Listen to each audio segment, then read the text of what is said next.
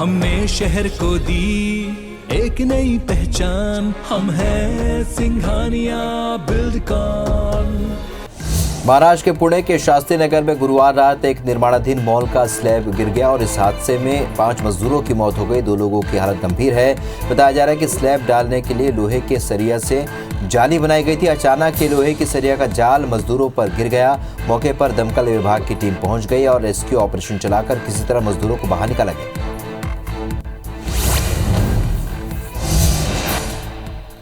प्रधानमंत्री नरेंद्र मोदी ने हादसे में मारे गए लोगों के शोक संतप्त परिवारों के प्रति संवेदना व्यक्त की है। उन्होंने कहा कि पुणे में एक निर्माणाधीन इमारत में हुए हादसे में से आहत हूं। शोक संतप्त परिवारों के प्रति संवेदना। मैं आशा करता हूं कि इस हादसे में घायल सभी लोग जल्द से जल्द ठीक हो जाएं। उत्तर प्रदेश विधानसभा चुनाव के लिए प्रधानमंत्री नरेंद्र मोदी की दूसरी वर्चुअल रैली जन चौपाल आज होगी और इसके मद्देनजर गुरुवार को रैली को लेकर सभी तैयारियों को अंतिम रूप दे दिए गए। रैली 5 जिलों की 23 विधानसभाओं को फोकस करते हुए आयोजित की जा रही है, जिसमें मेरठ, गाजियाबाद, अलीगढ़, हापुड़ और नोएडा जिले शामिल हैं।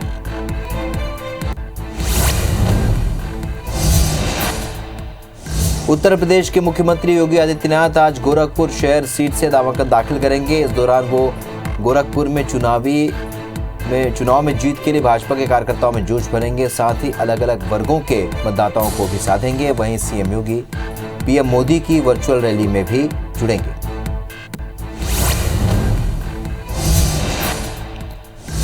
देश में कोरोना के मामले अब घटने लगे हैं। देश में 24 घंटे के भीतर कोरोना के 1,49,000 नए मामले सामने आए। इस दौरान 2,46,000 मरीज ठीक हुए। वहीं पिछले 24 घंटे में 1,072 मरीजों की मौत हुई है। अब देश में कोरोना के कुल एक्टिव केस की संख्या 14,35,000 के पार पहुंच गई है।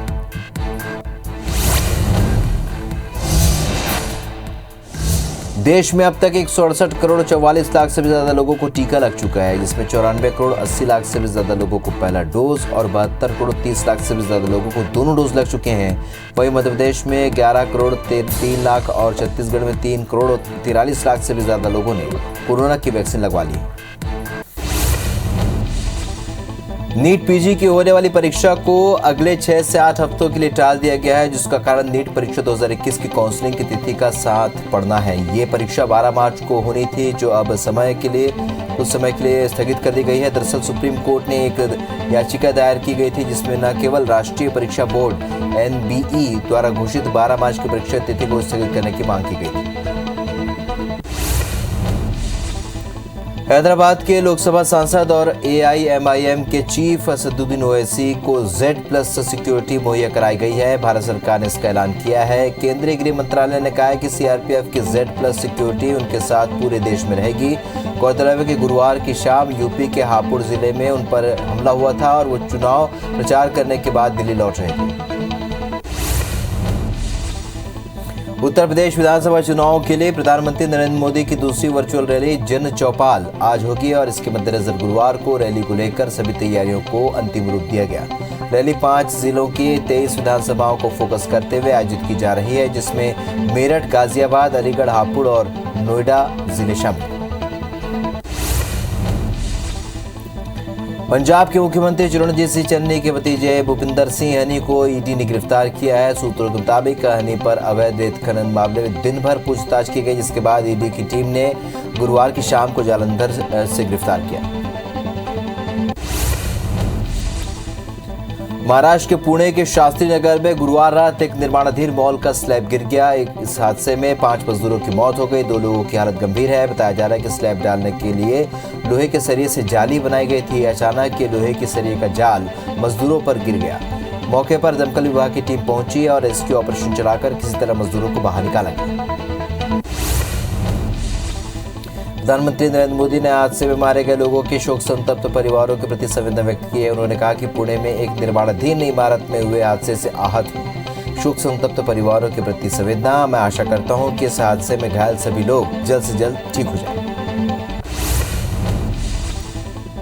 शेयर बाजार में आज तेजी है। सेंसेक्स 50 पॉइंट्स बढ़कर 58,900 पर पहुंच गया, जो कि 130 पॉइंट्स ऊपर 58,918 पर खुला था। वहीं निफ्टी 20 पॉइंट्स बढ़कर 17,570 पर कारोबार कर रहा है, जो कि 17,480 पर खुला था।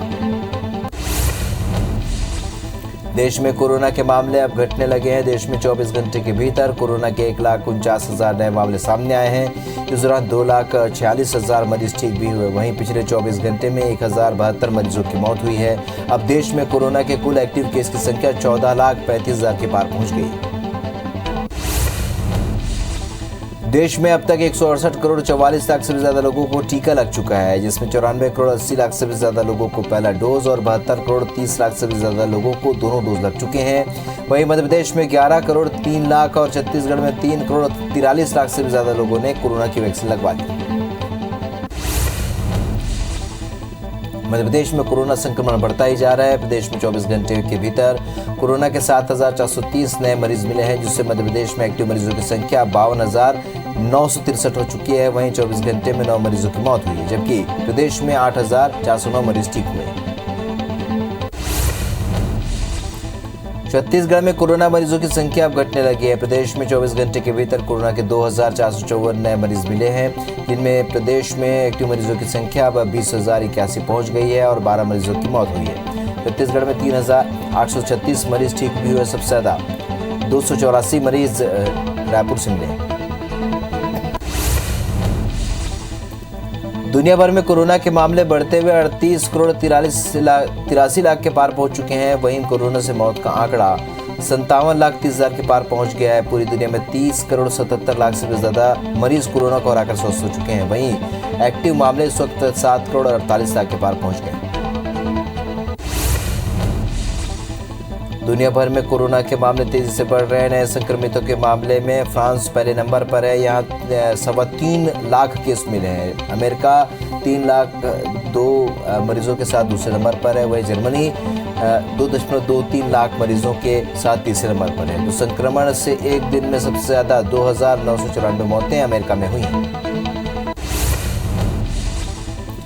जर्मनी में 24 घंटे के भीतर कोरोना के 2,36,000 से भी ज्यादा नए मामले सामने आए हैं। अब तक का सबसे बड़ा मामला है। बताया जा रहा है कि कोरोना के ओमिक्रॉन वेरिएंट के बाद ये उछाल देखा गया है। जर्मनी में पाबंदियों को खत्म करने की मांग लगातार तेज हो रही है।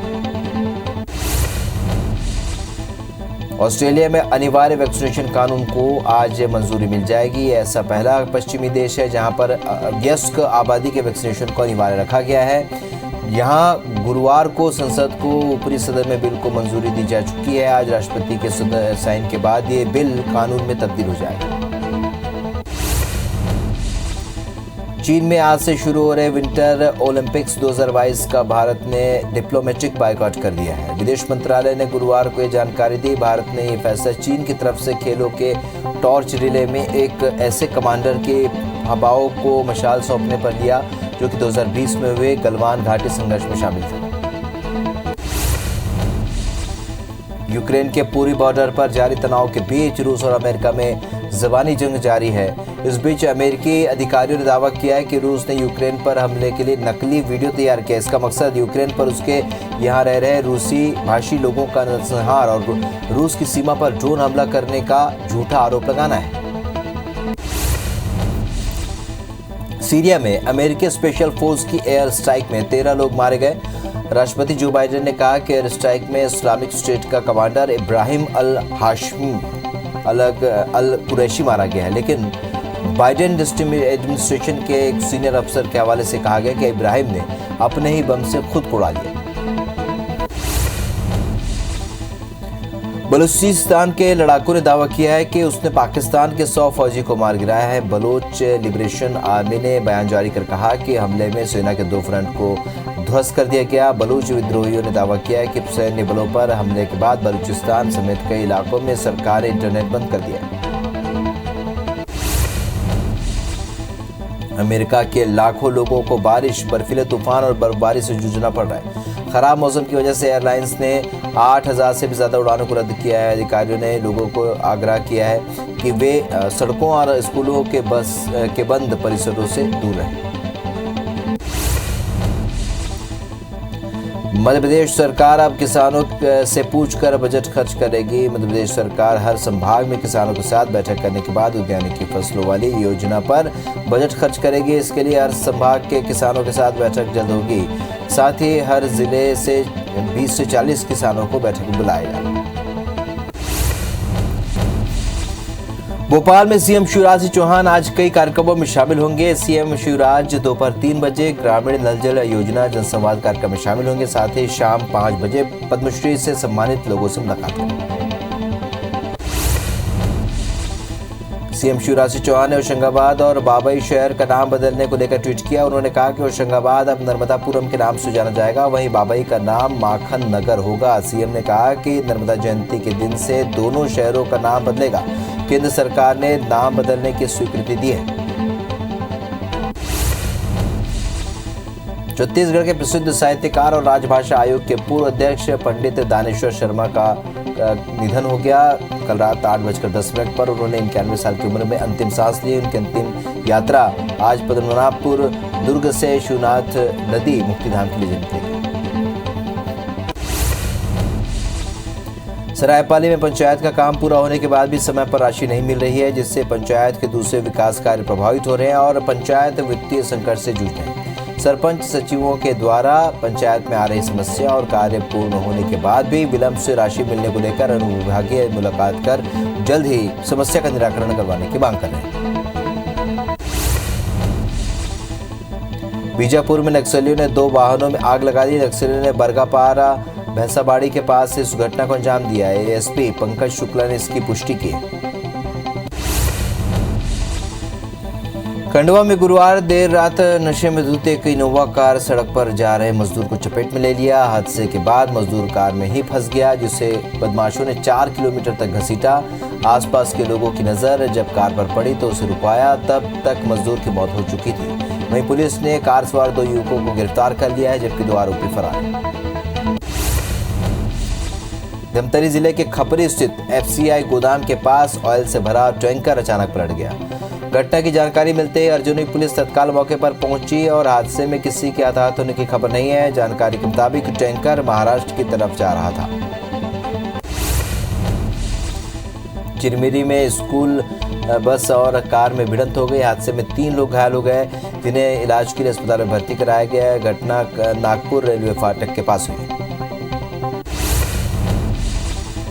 रायसेन जिले के रामपुरा गांव में मोबाइल फटने से 16 साल का किशोर झुलस गया और मोबाइल फटते ही बिस्तर में आग लग गई और किशोर के सीने और आंख में चोट आई है। वहीं सर के कुछ बाल भी जल गए। घटना के बाद परिजन उसे सिविल अस्पताल लेकर पहुंचे, जहां पर प्राथमिक उपचार के बाद उसे जिला अस्पताल में रेफर किया गया। ग्वालियर से इंदौर भेजा जा रहा नकली मावा प्रशासन और पुलिस की टीम ने कार्रवाई कर जब्त किया। 61 पेटियों में रखा करीब 35 क्विंटल मावा जब्त हुआ है, जिसकी कीमत 7,50,000 रुपये बताई जा रही है। पुलिस ने बस के क्लीनर को भी हिरासत में लिया। वही मावा का सैंपल लेकर जांच के लिए भेजा गया है।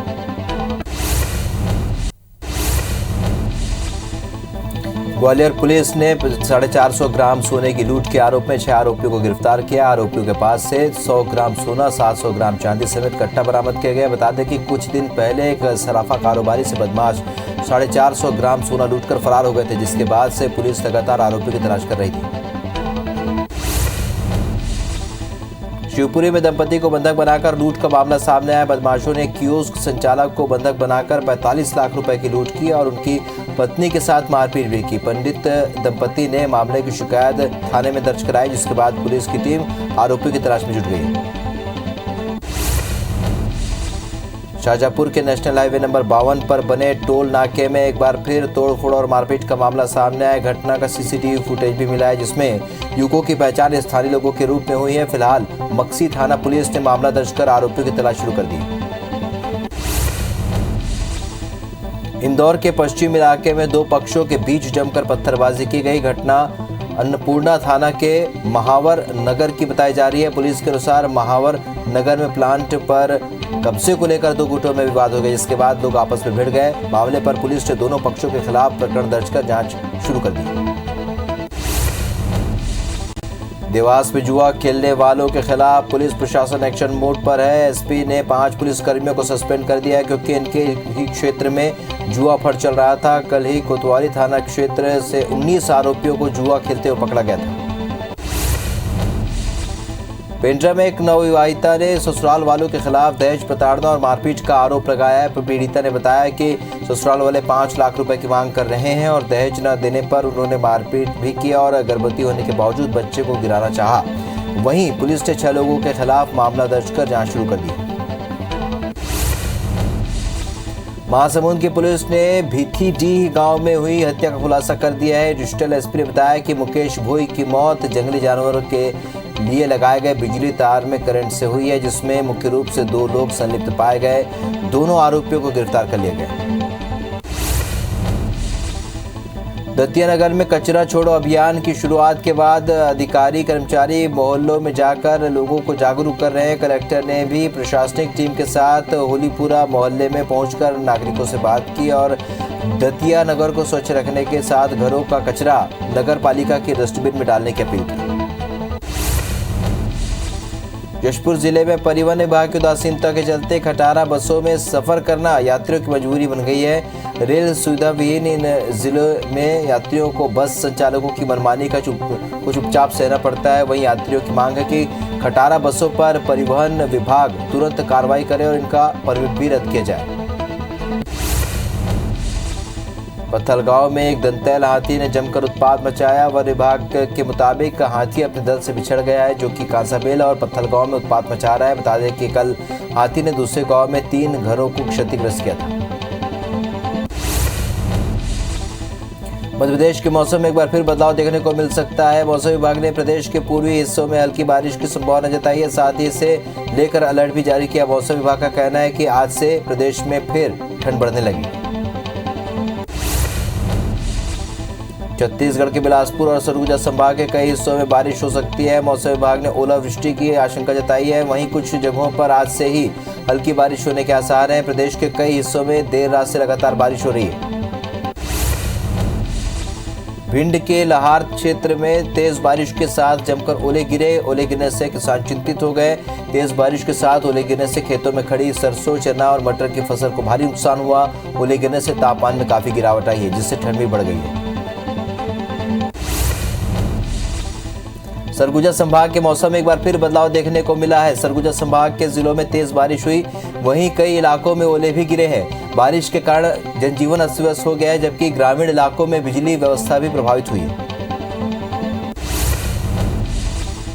पत्थलगांव के कई इलाकों में फिर तेज बारिश हुई। कुनकुरी, बागीचा, भरसाबहार इलाके में देर रात से तेज बारिश हुई है। वहीं तेज हवाओं के कारण कई जगहों पर पेड़ गिर गए।